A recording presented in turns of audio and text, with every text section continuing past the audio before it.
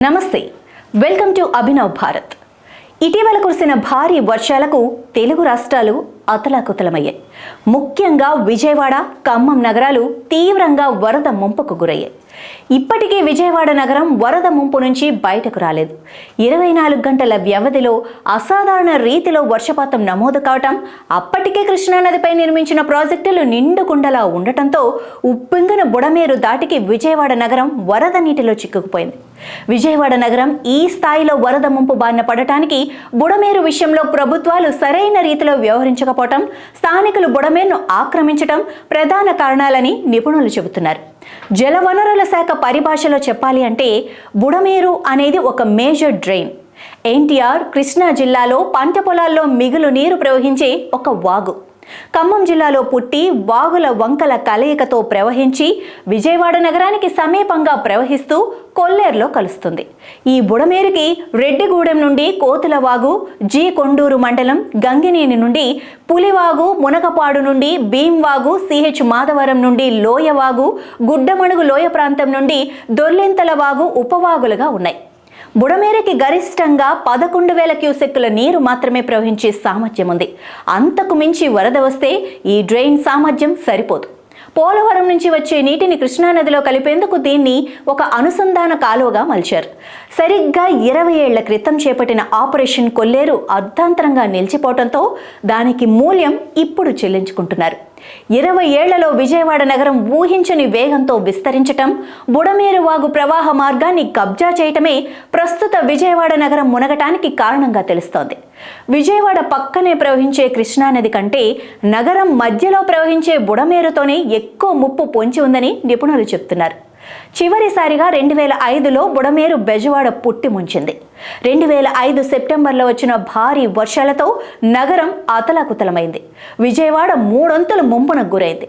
వరదల కారణంగా అప్పుడు విజయవాడలో జరగాల్సిన కార్పొరేషన్ ఎన్నికలు సైతం వాయిదా పడ్డాయి.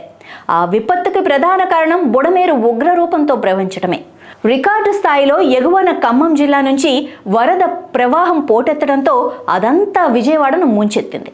2005లో వచ్చిన వరదలకు పలువురు రాజకీయ నేతలు అప్పట్లో ఆందోళన చేపట్టారు. బుడమేరు ముంపుకు శాశ్వత పరిష్కారం చూపకపోతే కృష్ణా జిల్లాకు ఎప్పటికీ ముప్పు పొంచి ఉంటుందని ఆందోళనకు దిగటంతో ముఖ్యమంత్రి రాజశేఖర్ రెడ్డి స్వయంగా విజయవాడ వెళ్లగా వరద పరిస్థితి మొత్తాన్ని ఇరిగేషన్ అధికారులు సీఎంకు వివరించారు. బుడమేరు ప్రవాహాన్ని కట్టడి చేయాలంటే దానిని మళ్లించటం ఒక్కటే మార్గమని భావించారు. పోలవరం ప్రాజెక్టులో భాగంగా గోదావరి జలాలను కుడి కాలువ ద్వారా కృష్ణానదిలో కలిపే డిజైన్ అప్పటికే ఖరారైంది. బుడమేరు ప్రవాహానికి దిగువన పోలవరం కుడి కాల్వ అలైన్మెంట్లో మార్పులు చేయాలని అధికారులకు నాటి సీఎం వైఎస్ఆర్ సూచించారు. విజయవాడ ముంపు సమస్యకు శాశ్వత పరిష్కారం చూపేందుకు బుడమేరు మలుపులు సరిచేసి నీటి ప్రవాహం నేరుగా కొల్లేరుకు చేరేలా చూస్తామని, వరదల్లో నీటి ప్రవాహం వెనక్కి ఎగదన్నకుండా చర్యలు తీసుకుంటామని వైఎస్ హామీ ఇచ్చారు.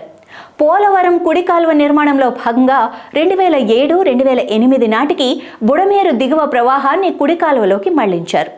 కొత్తగా మరో కాల్వను తవ్వకుండా విజయవాడ థర్మల్ పవర్ స్టేషన్ నుంచి వచ్చే జలాలను కృష్ణానదిలో కలిపే కాలువలోకి మళ్లించారు. ఇక్కడే సాంకేతికంగా ఓ సమస్య తలెత్తింది. పోలవరం కుడి కాలువను గరిష్టంగా 37,500 క్యూసెక్కుల ప్రవాహం ఉండేలా డిజైన్ చేశారు. వీటి పిఎస్ మీదుగా ప్రవహించే కాల్వలకు అంత సామర్థ్యం లేదు. వాటిని వరద ప్రవాహానికి అనుగుణంగా పెంచాలని ప్రతిపాదనలు ఉన్నా థర్మల్ పవర్ ప్రాజెక్టు లోపల కాల్వలను విస్తరించే పరిస్థితి లేకపోవడంతో బుడమేరు వరద ప్రవాహానికి అనుగుణంగా కాల్వల సామర్థ్యం పెరగలేదన్న వాదన ఉంది. దీనికి తోడు కృష్ణానది ముఖద్వారంలో ఉన్న నిర్మాణాలు కూడా వరద ప్రవాహాన్ని అడ్డుకుంటున్నాయన్న విమర్శలు ఉన్నాయి. వీటి పిఎస్ నుంచి కృష్ణానదిలోకి బుడమేరు వరద నీరు చేరాలి అంటే కృష్ణానదిలో నీటి మట్టం తగిన స్థాయిలో ఉండాలి. కృష్ణానదిలో ఎగువ నుంచి వరద కొనసాగే సమయంలో బుడమేరు నుంచి వచ్చే వరద ప్రవాహం నదిలోకి చేరదు. అదే సమయంలో పోలవరం కుడి కాలువ నుంచి నీటి విడుదల కొనసాగితే వరద ప్రవాహం దిగువన విజయవాడ వైపు వెళ్లాల్సి ఉంటుంది. 20 ఏళ్ల క్రితం వచ్చిన వరదల్లో విజయవాడ నగరంలో న్యూ రాజరాజేశ్వరిపేట, సింగ్ నగర్, పాయకాపురం, కండ్రిక ప్రాంతాలు ముంపునకు గురయ్యాయి. రోజుల తరబడి ప్రజలు వర్షపు నీటిలో చిక్కుకుపోయారు. బుడమేరుకు వెలగలేరు రెగ్యులేటర్ దిగువన మళ్లింపు చేపట్టగానే విజయవాడకు వరద ముంపు తప్పిపోయింది. 2008 నుంచి విజయవాడ రూరల్ మండలంలో వేగంగా నిర్మాణాలు విస్తరించాయి. రాష్ట్ర విభజన తర్వాత ఏకంగా నగరంలో మరిన్ని కొత్త ప్రాంతాలు ఏర్పడ్డాయి. విజయవాడ సెంట్రల్ నియోజకవర్గం పరిధిలో న్యూ రాజరాజేశ్వరిపేట ఎక్స్టెన్షన్, నందమూరి నగర్ వంటి ప్రాంతాలు విస్తరించాయి. అంతకుముందు అదంతా బుడమేరు పరివాహక ప్రాంతం అన్న సంగతి పూర్తిగా విస్మరించారు. 2005లో చేపట్టిన బుడమేరు డైవర్షన్ పనులు పూర్తిగా అటకెక్కిన సంగతి కూడా ప్రజాప్రతినిధులు విస్మరించారు. బుడమేరు ప్రవాహం విజయవాడ నగరంలోకి రాకుండా ఏర్పాటు చేసిన కరకట్టను 2008 నుంచి పూర్తిగా ధ్వంసం చేసి ఇళ్ల నిర్మాణం చేపట్టారు. ఈ కరకట్ట ఇప్పుడు ఆనవాళ్లు కూడా లేకుండా పోయింది. సుందరీకరణ పేరుతో నగరానికి రక్షణగా ఏర్పాటు చేసిన వ్యవస్థల్ని రాజకీయ నాయకులు యథేచ్ఛగా ధ్వంసం చేశారు. కాలనీలు నివాస ప్రాంతాలను విస్తరించడంలో 2009 నుంచి విజయవాడలో ఎన్నికైన ఎమ్మెల్యేలు కీలక పాత్ర పోషించారు. అన్ని రాజకీయ పార్టీలకు ఇందులో భాగస్వామ్యం ఉంది. బుడమేరు ఉగ్రరూపం దాల్చినప్పుడు నీటి ప్రవాహానికి అనుగుణంగా పలు చోట్ల మలుపులు ఏర్పడ్డాయి. 2-3 దశాబ్దాల క్రితం, 4-5 ఏళ్ల క్రితం బుడమేరుకు వరదలు వచ్చినా పంట పొలాలు మాత్రమే నీట మునిగేవి.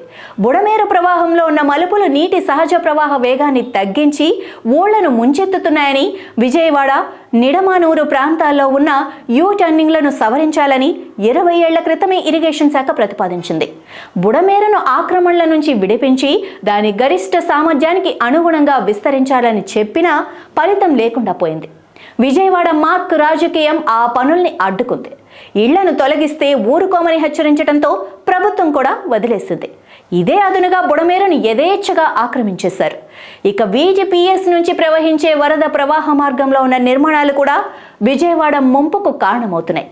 వాటిని సరిచేసే సంకల్పం ఏ పార్టీకి లేకపోవటమే ప్రస్తుత పరిస్థితికి కారణమైంది. ప్రపంచంలోనే అతిపెద్ద మంచినీటి సరస్సుకు నీటిని అందించే వనరుల్లో బుడమేరు కూడా ఒకటి. పశ్చిమ గోదావరిలో తమ్మిలేరు, ఎర్ర కాలువలతో పాటు కృష్ణాలో బుడమేరు కొల్లేరుకు ప్రధాన నీటి వనరుగా ఉంటుంది.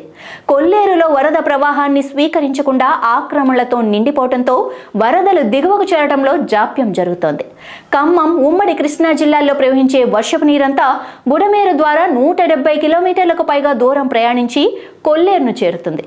ఇకనైనా ఈ బుడమేరును సరిచేసి ఆక్రమణలు తొలగించి భవిష్యత్తులో ఇలాంటి విపత్తులు రాకుండా ప్రభుత్వం చిత్తశుద్ధితో పనులు చేపడుతుందని ఆశిద్దాం.